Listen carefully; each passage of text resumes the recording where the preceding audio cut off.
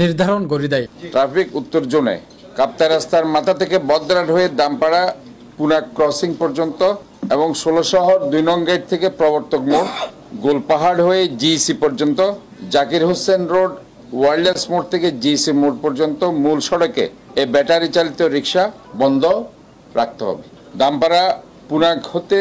tiger pass হয়ে new market Kotwali পর্যন্ত, new market হতে জুবলি রোড কাজীর দড়ি, আলমাস হয়ে ওয়াসা মোড় পর্যন্ত, লালখান বাজার হতে জামাল খান আন্দরকিল্লা মোড়, গনি বেকারির মোড় থেকে চট্টগ্রাম কলেজ, কিয়ারি মার্কেট, গুলজার মোড়, অলিখা মোড়, চট্টগ্রাম মেডিকেল কলেজের জরুরি বিভাগের গেট পর্যন্ত